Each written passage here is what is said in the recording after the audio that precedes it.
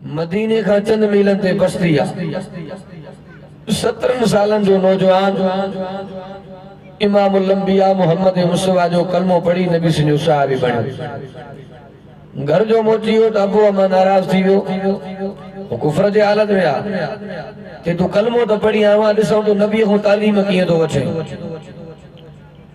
वो बे मांगे चवण लॻो घबरायो न, जे नबी जो कलमो नसीब कयो आ त मोहम्मद जी तालीम मिलंदी। ॾाढा तो सुभान अल्लाह। अल्लाहु अकबर कबीरा।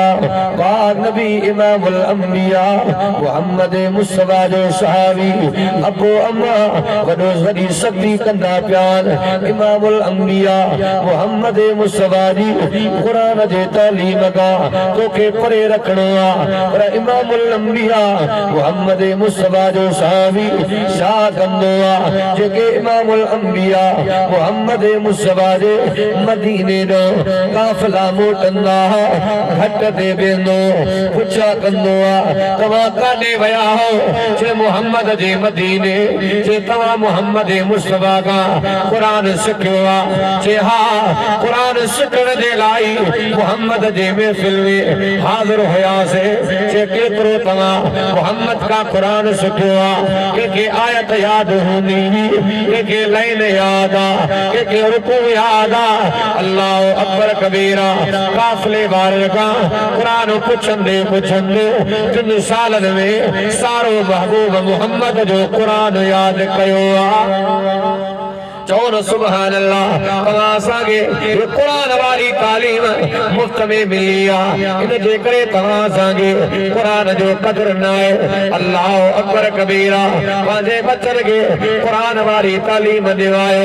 मां बाज़ार में चवंदो आहियां क़ुरान जी तालीम तॾहिं आम थींदी जॾहिं तव्हां असांजो कान आलमनि सां हूंदो, हाफ़िज़नि सां हूंदो, इन मदरसनि जे मुहतमम सां हूंदो।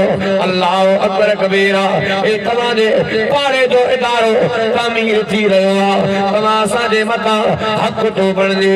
इहा ॻाल्हि लाज़िम आहे इन मदरसनि वारनि सां तावन कयो। अल्लाह अकबर कबीरा। तो दुनिया जो इंसान दुनिया में मज़दूरी कंदो आहे, दुनिया में मज़दूरी मिलंदी आहे, पर इन मज़दूरी जी तकलीफ़ जो बदिलो उन दिहाड़े मिलंदो। अल्लाह अकबर कबीरा। पाक नबी इमामुल अंबिया मोहम्मद मुस्तफा जो फरमान आ जेको क़ुरान पाक जी तिलावत कंदो आ। अल्लाह अकबर कबीरा।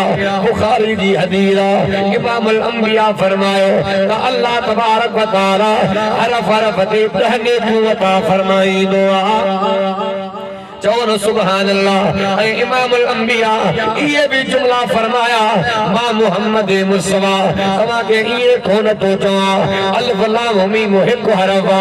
इमामुल अंबिया फरमायो अलिफ अलग आ, लाम अलग आ, मीम अलग आ। अलिफ ते कहने को, लाम ते कहने को, मीम ते कहने को। अॼु हिन क़ुरान पाक खे कोई पढ़ण जे लाइ तयार न आहे। पोइ मां बादल में चवंदो आहियां जेकॾहिं अल्लाह तबारक व तआला क़ुरान में ऐलान करे हरफ हरफ दे 10 रुपया मिलंदा त पढ़ी पढ़ी अंधा बणिजी वञो। अल्लाह अकबर कबीरा। मां बादल में चवंदो आहियां इन क़ुरान जे मज़दूरी जो क़दुरु तॾहिं थींदो जॾहिं तव्हां असांजे अमलनि जा चिठा खुलंदा।